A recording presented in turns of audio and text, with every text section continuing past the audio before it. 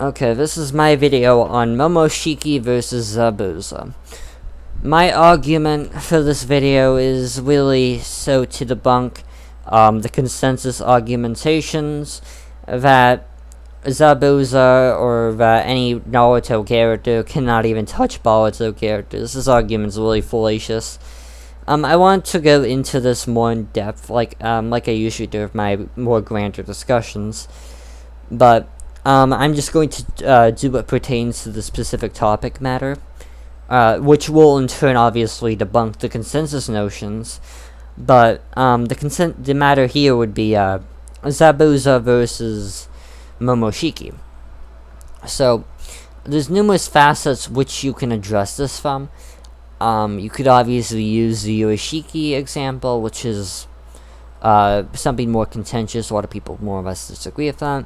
So I'm going to go off the manga or whatever first off.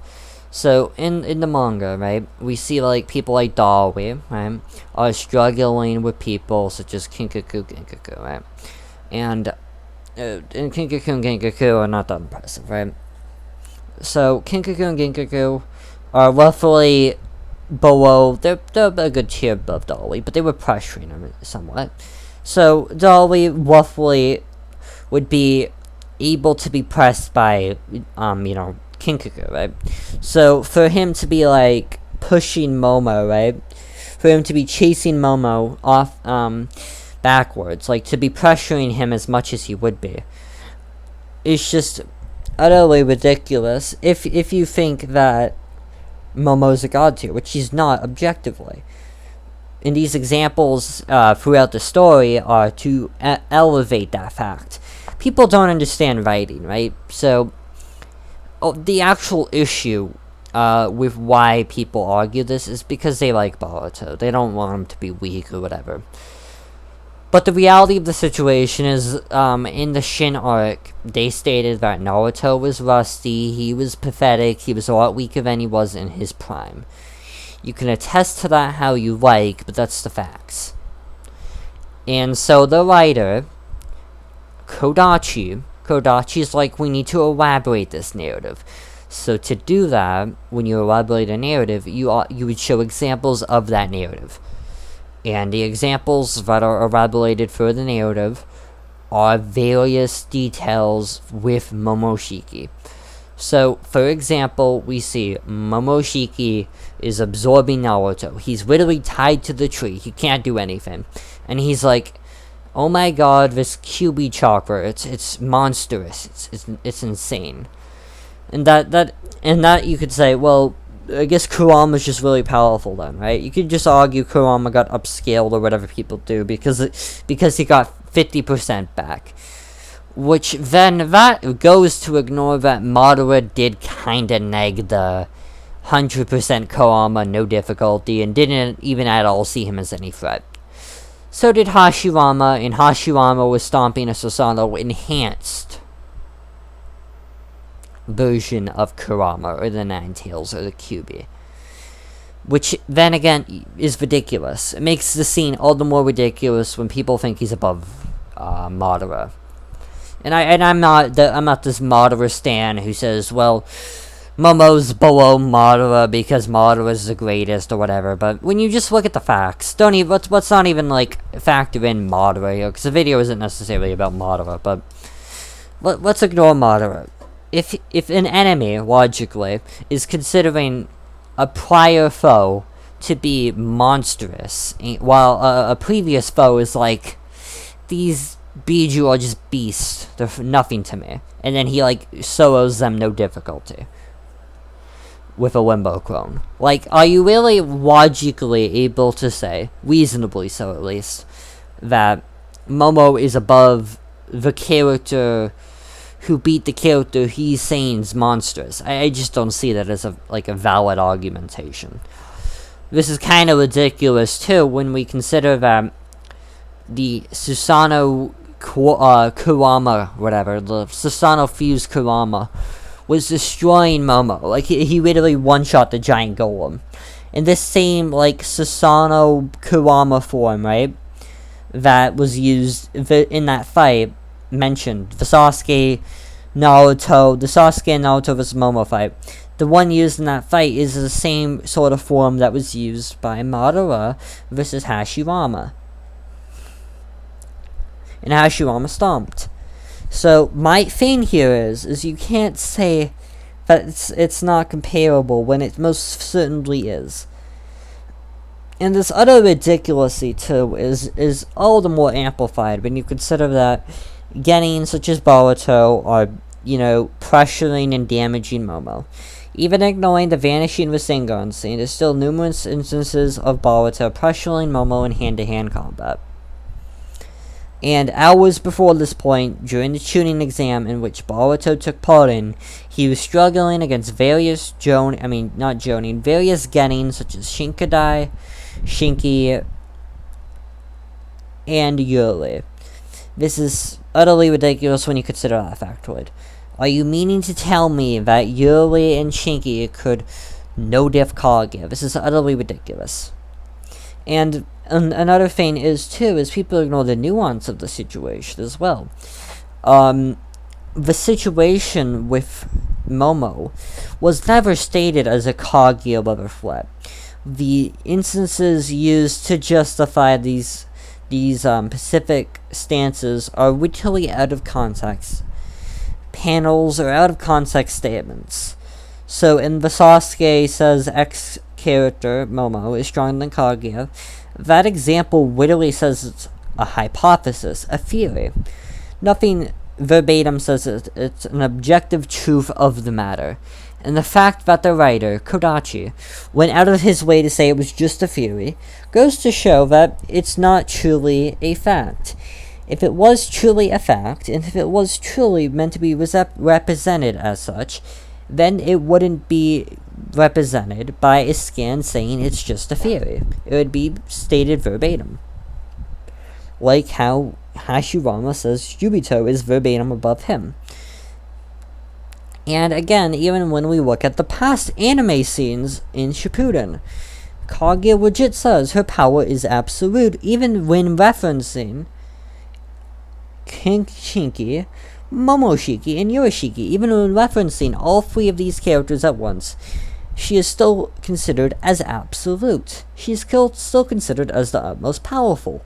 This is all the more amplified and all the more proven when a pre-food Kaguya was able to absolutely no-diff a Shiki. You can argue it's off guard all you like, but if you go up behind a bear and you have a knife and you stab it, that doesn't do no damage. The bear will then eat you. And this example is utterly ludicrous when you consider Tobirama was unable to damage Jubito despite being tied down by Hashirama's literalies, and Sawatobi was unable to damage Jubito despite whipping numerous shurikens at him despite not really being caring and despite not really paying much attention to him. This is utterly ridiculous, and even all the more amplified when Konoha Shinobi were trying back alley attacks against Kurama and it did nothing. They literally tried jumping in front of Kurama, throwing an explosive kunai in his eye, and it did yet to no damage. And it's all the more ridiculous in the same show when you consider that Boruto was jumping on top of a fused Zetsu, or whatever the mutated Zetsu would be called, with a lightning-style kunai attack, and it did no damage. So this off-guard argument doesn't work when off-guard characters consistently take attacks. Nagato was off-guard, and he still tanked Hanzo's little paper bombs to the legs. You could say Kakuzu was off guard, he still tanked Matatabi's attacks. This can go on and on and on, and it doesn't really matter, because the characters in Naruto don't have this off-guard durability that Boruto characters have. Because, get this, the such thing doesn't exist. It's just an excuse made up by the fans of the show to excuse details in the story in which they dislike. Another example of this would be that the Kawa individuals are referred to as Itsutsuki level, and the Boruto stands were just bringing this up 24/7. But then when Sarada, no diff Boro, we have not heard such a thing from them ever since. Same goes with the code statement of them being above Delta, them being above Delta. So this idea that like it matters that X characters are of this level is kind of ridiculous, because if we take the premises as characters have to be on this level because they beat X, and X is this powerful because consensus, then every character in Boruto is a god tier, and they can't accept that. So it's like, okay, so either every character is a god tier, right? For your argument to be consistent, you have to accept every character in Boruto is a god tier, or they're fodder. Like, there's no way around it. It's either they're god tier, or everyone's fodder. The more likely portrayal is that everyone's fodder, given the context of everyone being weakened by times of peace. But the Boruto stands do not even want to go with everyone's a god tier argument, because the argument isn't internally consistent. So you cannot say that Shinki is not a god tier, right? People say Shinki's not a god tier. And I'm like, okay, if Shinki's not a god tier, then how is he pressuring Yoshiki, who you consider as a god tier? How is he pressuring Boruto, who pressured god tiers? You cannot have these characters not be god tiers and have your internal arguments, internal narrative, be consistent within the context in which you're arguing.